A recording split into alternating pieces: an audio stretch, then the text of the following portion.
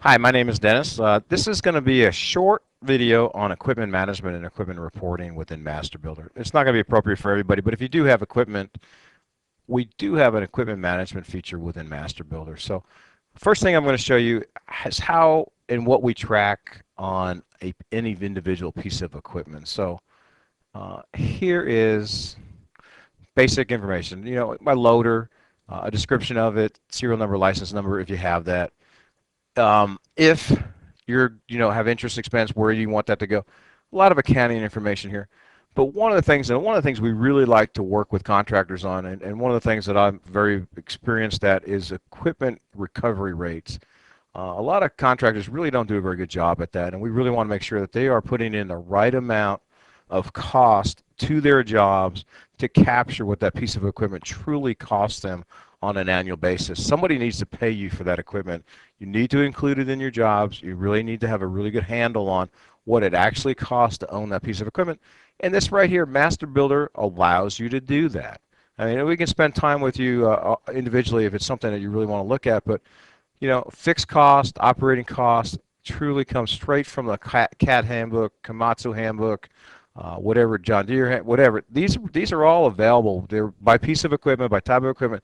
We know what these rates are per hour. We know these from your accounting records, so you have to dig them out, yes, but it's a one-time deal basically. And obviously, the big question that you have to answer is, how many hours am I going to be able to charge that piece of equipment to a job? And I have to have obviously included it within my bid. When we do that, it's Master Builder is going to help us calculate out what that rate is. And so in this case, every hour that this loader works on one of my projects, I'm going to charge the job $85 because that's what it costs me to own that piece of equipment. At that point, the job cost is impacted. I should have had it in my budget, and I'm going to make sure that my equipment costs don't exceed my budget.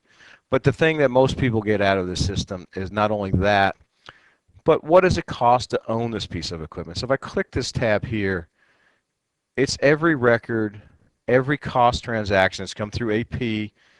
If you're one of those people that have their own mechanics on their payroll, your mechanics time with their burden to make the repairs to your own equipment, or if you send it outside, what that company had charged you, if it's Johnson or whoever repaired that piece of equipment, their invoice amount. So we track the cost by piece of equipment. I can also tell you how much revenue that's generated, what jobs generated that revenue, and what date it was generated. If I need to track maintenance, scheduled maintenance, I can do that as well. I got to be honest with you, it's not going to come up and jump on the screen with big bright flashing lights saying, today's the day I need to change the oil, but it's going to give you reports that so you can manage those things so that they do not get behind on their maintenance schedule.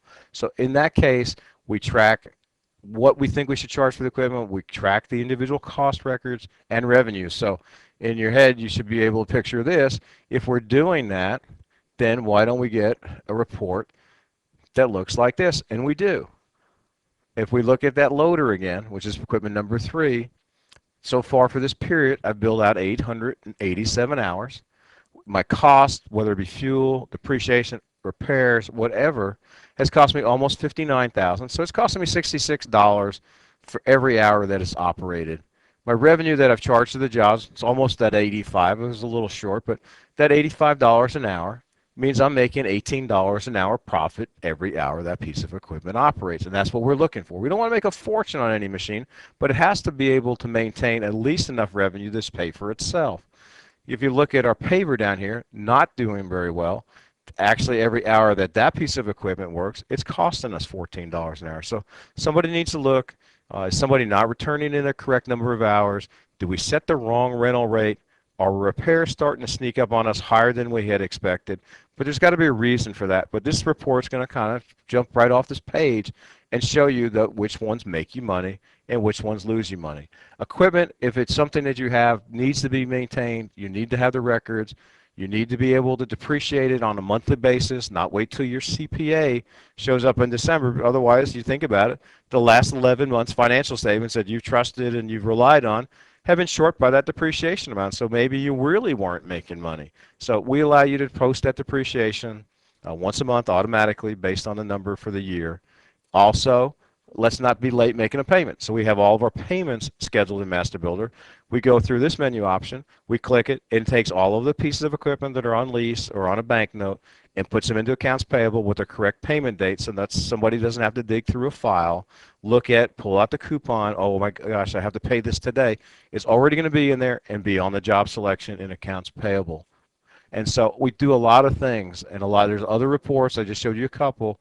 There are a lot of other reports, but equipment, if it's important to you, Master Builder does a good job at tracking the cost, the revenues, and the repair history on that piece of equipment. Anyway, that's all I have on equipment. If it's something that's specific that you'd like to, or there is something more specific, then call us. We can arrange a custom demo and really drill down into this equipment management feature, which is included within Master Builder. Thanks for watching, and we'll see you soon.